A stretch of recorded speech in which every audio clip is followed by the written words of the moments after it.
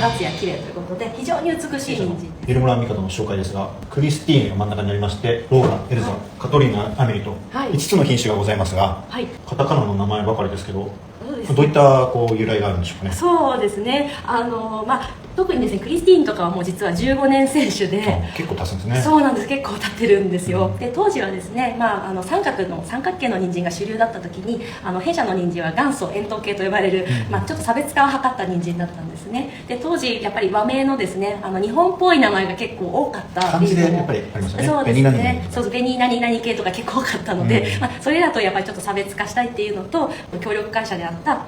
会社がですね今フランスにあったということで、じゃあフランスの女の子の名前ラインナップということでネーミングのコンセプトはフランスの女の子の名前です。マドマゼルですね。そうですねというわけでいろいろあるんですけれど、実はクリスティーン出した時にですね、あまりにちょっと新しすぎる名前で生産者の方に覚えてもらうのに非常に時間がかかったので、最近出した名前はどんどん短くどんどん覚えやすくなっているという裏話があるので、名前が短ければ短いほど、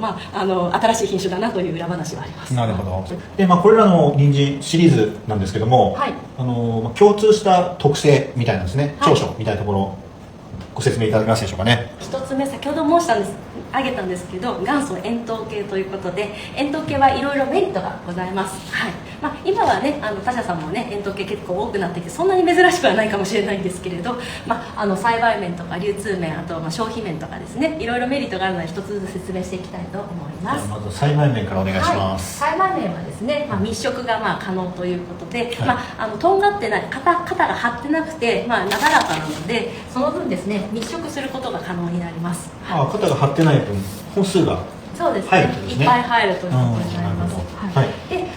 収量性もですね、お尻までしっかり詰まるので、三角よりも収量が上がります。確かにこのように見ると、ここの部分とこの部分でこっちの方が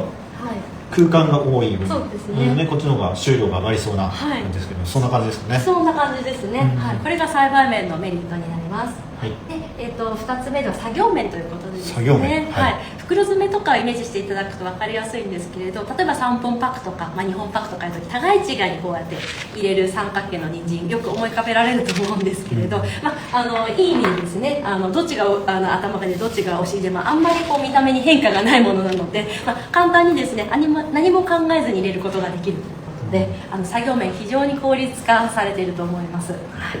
で3つ目は消費面なんですけれど、例えば業務加工系だと、例えば某コンビニエンスストアとかでね、スティック人参とかありますね、彩りのね、ああいうものもですね三角の人参よりはですねぶどまりが良くてですね、どこで切っても同じ形が作れるということで、非常にご好評いただいております。そうですね、大根とかも総太り人参ありますけど、人参も切っていって、そうですね、最初から最後まで同じ大きさだとやっぱり、主婦の人も喜ぶけども、工場で加工業務されてる方も非常にあれですね。大根とかもね、おでんとかでそういう用途もあるんですけど、人参もカットする専用の機械があるので、やっぱり総太り系の方が非常に扱いがいいということでロスが少ない、ご好評いただいてますし、例えばお家でねきんぴらとか作る場合もね、どこで切っても同じ形になる方がもちろん作業もしやすいので、ご家庭でも使いやすいかなと思います。メリットその2ということで、株間調節がとてもしやすい品種特性を持っております。主に2ついいポイントがありまして、1つはですね、肥料にちょっと鈍感なんですね。なので株間を開けたとしても太りすぎないというのが1つ目のメリットになります。2つ目はですね、この後出てくるんですけど、黒剥がれに強いので、株間を狭めたとしても病気になることが他の品種よりもリスクが少ないので、株間自体はどのメーカーさんのものでもこういうことができるんですけど、うちはそれをすることによるリスクが少ないということで、黒剥がれは狭めると蒸れて病気が出やすくなる。そうですね、でも病気に強いから大丈夫だと。そうですね、そういうメリットがございます。でこれ8センチだととても大きくなるんですね。そうですね、結構大きくなって長くなります。じゃあその8センチの方が収量が上がったりするんですか？そうですね、収量はですね、確かに1本あたりの人参自体は株間8センチにすると重さが出る、根重が上がるんですけれど、その分ですね、菜食密度で考えるとちょっとなんていうんですかね、少なくなるんですね。なので、総じて考えると単種その畑1個あたりの面積の収量っていうのは、その一般的なこの 5.5 から6センチがやっぱり一番お金になる ML 率の人参がたくさん取れるということで、こちらを推奨してるんですけれど、お客様のニーズに合わせて狭めたり広げたりすることが可能です。あとはですね、先ほどもちょっとちらっと出てきたんですけれど、黒剥がれ病っていうのにですね、弊社の品種は総じて強くて、今回代表的にエルザを取り上げさせていただいてるんですけれど、クリスティーヌもローラもカトリーヌもですね、一概に強いというところがメリットになっております。これ黒剥がれっていうのは地上部の病気ですと、やはり一番メジャーな病気というか一番厄介な病気になりますか？そうですね、そうなりますね。特に夏のハッシュにすると、ちょうど9月の終わり、10月が主要ですかね、そこら辺でちょうどですね、成熟してきた葉っぱに罹患するので、そういうところではやっぱり一番その夏巻きで困るその病気になりますね。地上部がダメになっちゃうと、やっぱり下も育たない。そうですね、光合成をするためにやっぱり葉っぱがあるので、その葉っぱがなくなることによって地下部の栄養がたまらなくなりますので、太らなかったりとか、あと肩がですねちょっとこけちゃったりとかですね、形があまりよろしくなくなっちゃったりとか、いろんな影響がございます。じゃああれですね、強い品種を使ったり、防除で、しっかりと病気が出ないような管理っていうのはもう非常に重要になってくるということですね。2つ目はですね、シミ症状ということで、弊社の方で独自でやってる、わざとそのシミ症状が出やすくしてるという試験系でやってるものなんですけれど、ちょっとちっちゃくて見づらいかもしれないんですけれど、こちらの3つが、カトリーヌ、クリスティーヌ、ローラとなってまして、こちらが他社さんの一般的な品種というような形ですね。でそれで見ていただくと分かるように、出やすい補助でやってるので、ゼロではないんですけれど、他社さんのものに比べてシミ症状がかなり抑えられているという結果が経年的に出ております。シミ症状っていうのはあれですか、先ほど言ってたシミ腐れ病のことなんですかね。確かにシミ腐れ病もシミ症状の一つに入るんですけど、今回申し上げているこのシミ症状っていうのは外見で調査しているものなので、いろんな病害が考えられるんですけど、それを総称してシミ症状に強いというふうに今回調査結果としては出ております。なるほど。先ほどの黒腐れ病にも大量性はあるけども、他のいろんな病気にも総じて強いという、実際にその年度別にいろいろその後鑑定とかしてもらうといろんなやっぱり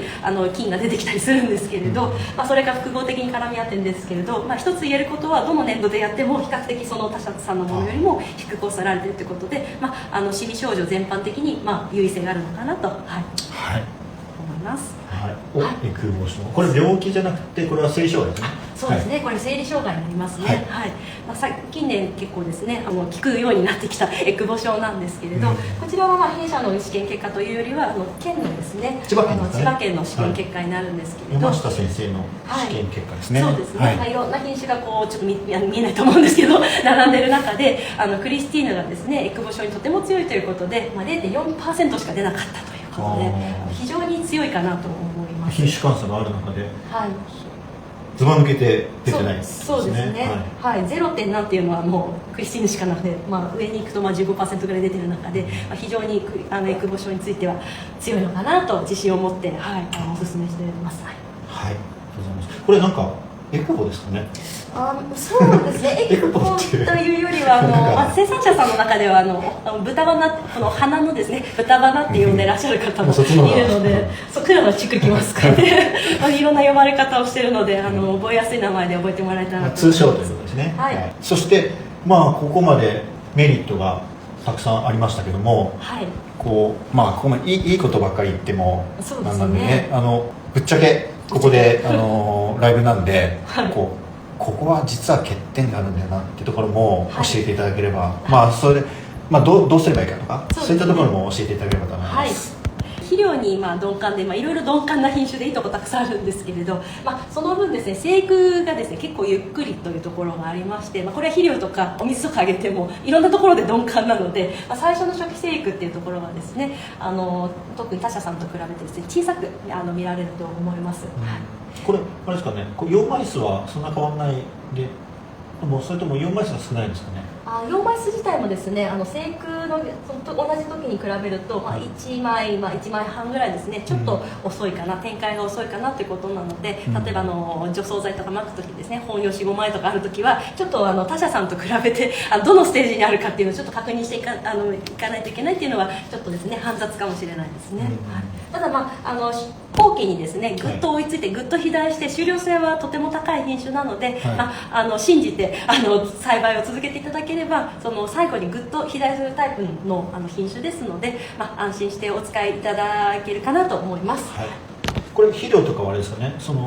初期育ちにくいからってたくさんあげればいいかっていうとそうでもない。そうでもないんですよ。どちらにしろ鈍感なのでそれで病気になったりとかすることではないんですけれど、かといってたくさんあげたからといって太るタイプではないので、どちらかというと少なめにあげて追肥で補っていただいた方がコントロールしやすいかなとは思います。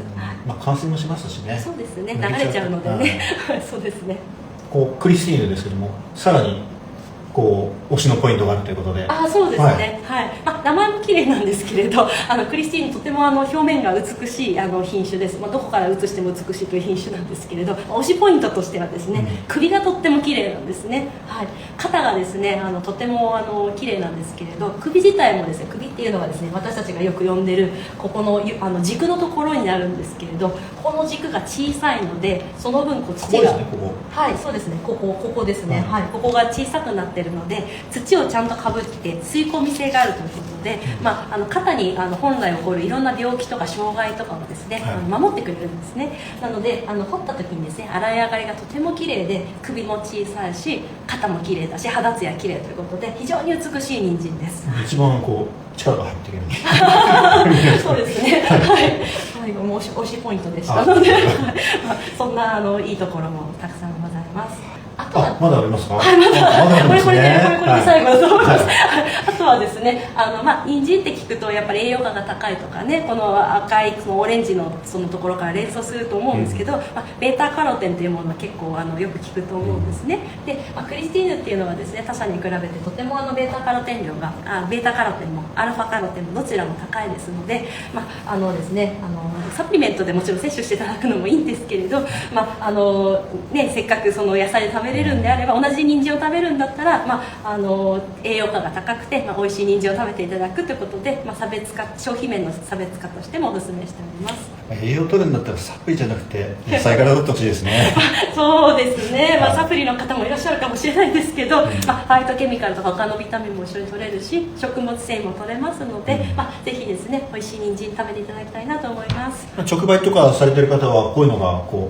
売りになるかもしれませんね。そうですね、味はどうなんでしょう？味もですね実際に癖がなくてとても美味しいですし、ブリックスの数字も、高いっていう結果も出てますので数字でも裏付けされております。ありがとうございます。